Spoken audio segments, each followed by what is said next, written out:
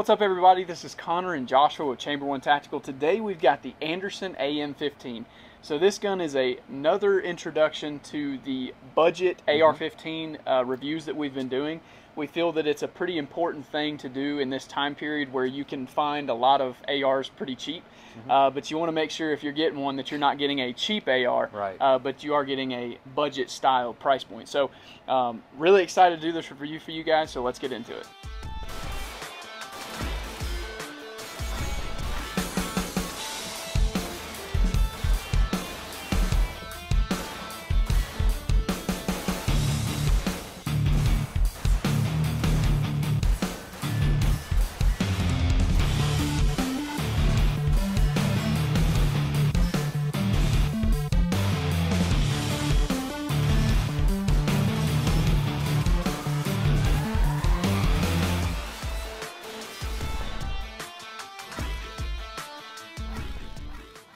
Alright, so the first thing we're going to talk about real quick is the value of this gun. So this is actually Joshua's gun, so I'm going to let him kick it off real quick. Yeah, so we picked this one up on sale for actually $4.99. I think it was during the 4th of July. Yeah. And so that's a really good deal, but I think these are typically in that $550 range. Yeah. So putting it right in that budget it's AR-15. kind of almost smack dab in the middle of this your is typically budget where ARs. you're going to start off in your AR-15. So. Right. Yeah, so obviously you guys can tell this is not the way it came.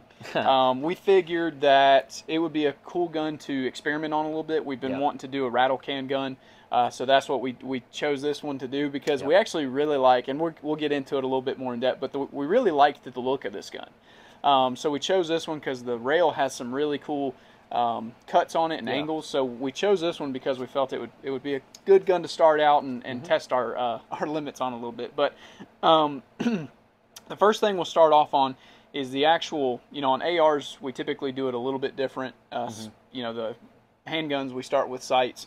Obviously this one's not going to have any sights on it. So the first thing we're going to start off with is the actual finish. And I know you guys can't see it on this gun, but the finish on this gun when we picked it up, in my opinion, I would say this does not feel like a cheap AR-15. Correct. I really liked the feel of the handguard. I really liked the fitment of the upper and the lower. A lot of times when you get some more inexpensive ARs, you'll see that there's a lot of rattle between the upper and the lower.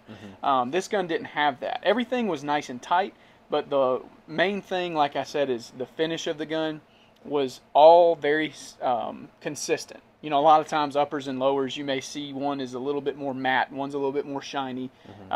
This gun was very consistent and a very good looking gun and no blemishes at all on it. So good to see that you can get something in that budget range but still has a good look to it. What would you say? Yeah, I mean, not only just the finish, but the overall look of the firearm, like with the actual rail, it goes along with saying it doesn't look like a budget AR-15. Like it actually looks really nice. I know it's been camouflaged now, but as you guys can see in the video that when it was black, I mean it just looked like a normal AR-15. It didn't look like something cheap. I do like having the not plastic up front, so I appreciate that, having a metal handguard. And so yeah, I mean for what this is coming in at, it doesn't look like a cheap firearm. Right. Yeah, and as far as the features and everything, me and Joshua, we've talked about, we really do appreciate having the full Picatinny on top. Yes. You've got all your M-LOK slots on the sides and on the bottom, but having that top rail be full Picatinny, I know on some guns that we've reviewed, like the Bear Creek Arsenals, they'll kind of cut that out and try to reduce the actual weight, and we understand that's great and all, but I'll say me, I like having that full Picatinny rail up top to just have the full availability to mount things. Because when you do, like right here, you might not be able to see it because it's camouflaged, but there's actually a flashlight right here and a pressure pad, and you just have a little bit more area to fine-tune where do you want that pressure pad. Right. So that's nice. And another thing I like is they included the QD points for a sling, which obviously I would use the one on this side, but we had mentioned that with some other firearms as well. When they include it right there, it's actually pretty nice because then you don't have to buy the adapter, because that's actually where I like to hook up. Yeah. One over there and one right here, that's where I like to hook up my slings. Yeah, I mean, you see, again, going back to the features and stuff, the buttstock and your grip and everything is Magpul. Yeah. So we like seeing Magpul. Magpul to me is the industry standard as far as what people want. You know, you can get the normal regular stocks that they usually come with, but I like seeing a gun coming with a little bit more aftermarket stuff because these are so durable and they're well liked pretty much everybody. This is where I would start if I'm getting a buttstock to run on an AR. But I also, going back to the handguard just real quick, when Joshua was talking about something not looking budget, this is a very skeletonized looking rail.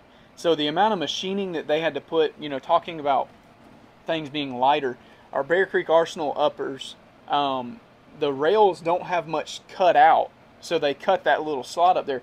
I mean, every bit of this is cut out, which is really cool. I mean, it's a very sleek design, and it also, when we were shooting, seemed to help dissipate the heat, because we did a review. It still gets hot. It still gets hot, but it just seemed like it would get hot, but it would cool down a good bit faster than the Palmetto State and the Bear Creek that we have reviewed in the past. So, I really did appreciate the handguard that they put on this thing. Yeah. But moving on to, you know, the actual fit and finish, or not the fit and finish, but the actual fit of the actual bolt and everything, because some of the guns we've messed with, the bolts are pretty sticky. Yeah. This gun seemed to be very smooth right off the bat. Just, you know, racking that bolt back. Very smooth gun. And there's not, I was telling Joshua, there's not really any burrs that you feel on this gun. A lot of times when you get a brand new AR that's more inexpensive, they didn't go and deburr a lot of the spots, and it creates hot spots on your charging handle and your bolt. You can hear just a lot of grittiness. This was a very smooth gun right off the bat, which I was happy to see, because you know, some of the ones we've gone and picked up in the stores just feel cheap, and this definitely did not feel cheap. What would you say? Yeah, I mean, it feels great. Obviously, we did swap out a couple things on here. I always slap a new muzzle brake. I'm not a huge fan of the flash hiders, but it did come with a flash hider. Tell them which one you put on there just real quick. I think it's the J-Comp. From Strike Industries? Yeah. Those are pretty inexpensive, and they do a great job. Yep. We did put an ambi charging handle. It didn't come with that, but the one that it came with was just your standard AR-15 charging handle. Nothing crazy there. We did put a 45-degree safety on there. A little bad lever. Knockoff bad lever. Yeah. Put a PSA single-stage trigger. So there are some things in there. None of them are necessary. Right. The firearm worked perfectly fine. And if I'm not mistaken, all the shooting we did was with the gun by itself, as far as what we actually filmed. Yeah. Was just the gun, the standard AR-15 as it comes. And then we just did some other things later on, and we have done some more shooting since. But yeah, I mean, it turned out to be a pretty good firearm. Yeah, the accuracy is one thing that I'll say was pretty much up to par with any of the other guns we've been shooting. Yeah. Sighted it in, we never had any issues. Obviously, we've been testing these scopes too. LVPO, yeah. What name brand is this? Monstrum. Monstrum, okay. Yeah, I think this is the third one or fourth one we've had, but I believe they come in around $150. Yeah. And we've been trying them out to see if they're pretty consistent. But I mean, everything held true. Nothing got loose. That was one thing that I always worry about on the cheaper guns, is the handguards getting loose on you. So because we've had that happen. We have had that happen. So no issues there. Not on this one, but right. Yeah, no issues there, and the gun shot fine as far as accuracy. Now, I will say this is kind of the part that hurts me a little bit. Yeah. The reliability, we did have some issues with. This gun did seem to be better tuned than some of the other guns we've messed with as far as gassing. So some of the guns that we've been messing with, they seem to come in very over-gassed. And this gun was seeming like it was doing pretty well.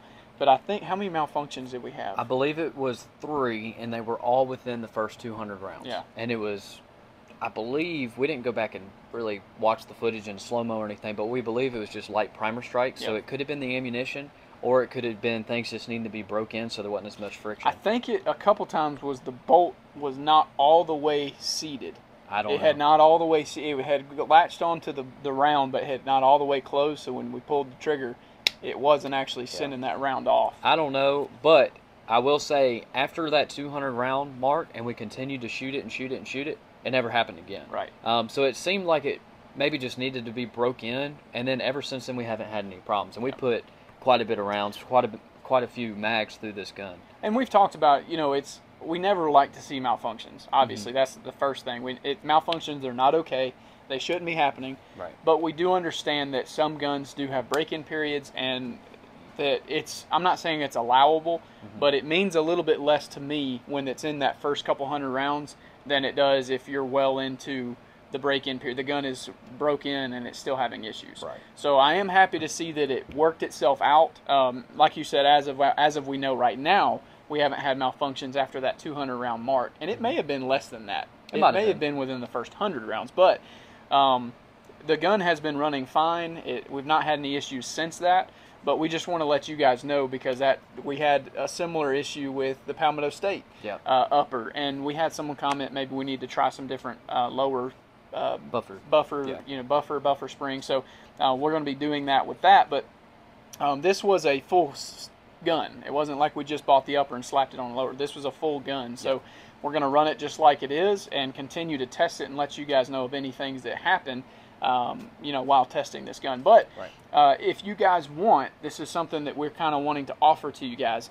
If you'd like to see a breakdown and comparison between the Bear Creek, the Anderson, and the Diamondback, and then that PSA, if you'd like to see comparison videos on any of those or all of them, if you want to see just a budget AR breakdown, just let us know down in the comments, because we want to get as much information to you as possible with these guns that we're reviewing, because one of these may be the ones that you guys end up going with. So we want to get that information out to you. So if that's something you'd like to see, just let us know down in the comment section. If you have any questions about anything that you saw today, just let us know. Make sure you like, share, and subscribe, and we'll catch you next time.